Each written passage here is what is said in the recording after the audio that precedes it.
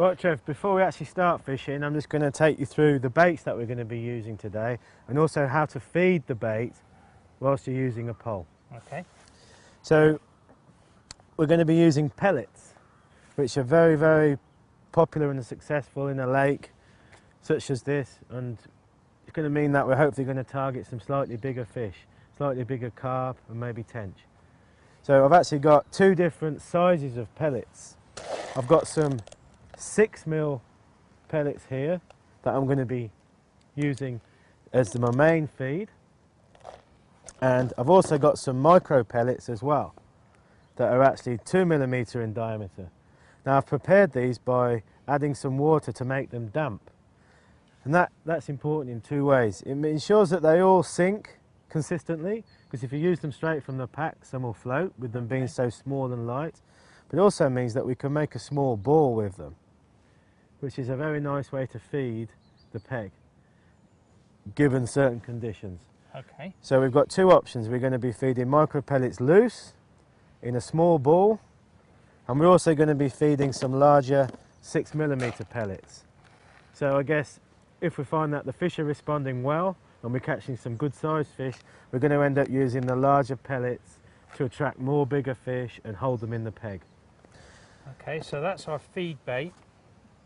I've been looking at the top sections that you've got, and I can see you've got some fancy looking cups or something on the top. Yeah, well that's right. I mean, specifically for pole fishing, we use pole cups. And I've actually got two different cups that I'm going to show you today. This is the main cup that is permanently fixed on a cupping kit. Now you'll see that lots of poles are sold with a dedicated cupping kit. The cupping kit needs to be strong and stiff to ensure that you can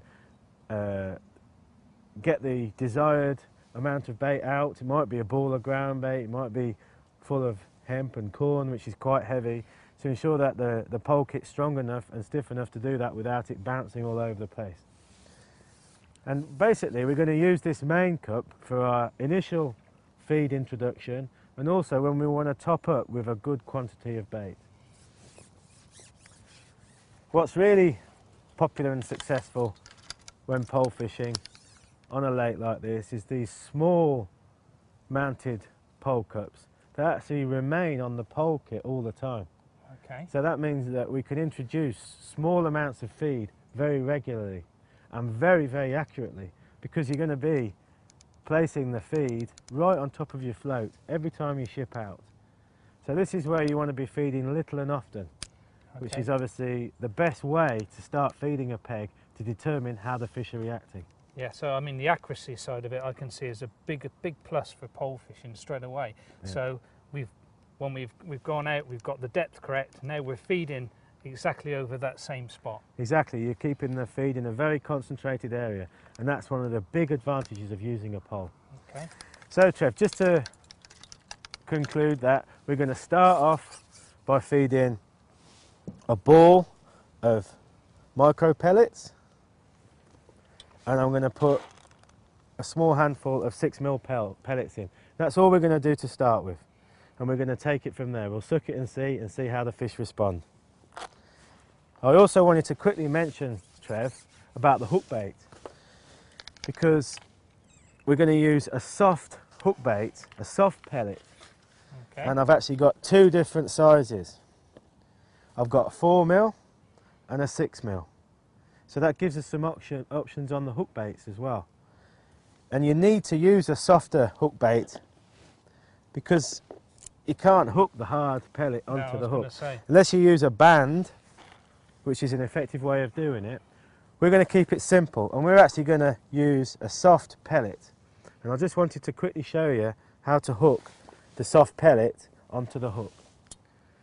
So we're going to take the 6mm pellet in this case, and we're just going to place the hook through the middle of the pellet and just bring out so the point's protruding.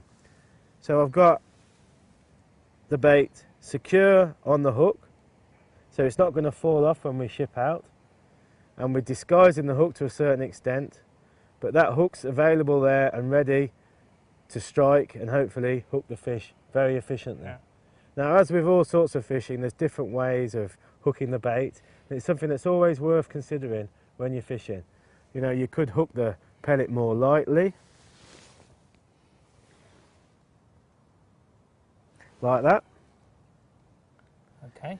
Or you could completely disguise the hook in the pellet, just depending on how the fish are responding, how long you're having to wait for a bite, and how tricky the fish are being. So there we've near enough got the whole hook hidden inside the pellet. Inside the bait. So if the fish were very finicky, you may do that. Yeah. If the fish are really on it, you can leave the point out more, and obviously gauging it against your success rate of strike rate. I'll just quickly show you with the smaller 4mm pellet hooked, because again on certain days you'll find that a smaller pellet will outfish the bigger pellet. As with all fishing, it pays to experiment and think about your hook baits and your feeding. It's got to be the most important part of your fishing to maximise the fish that you're going to catch. Yeah.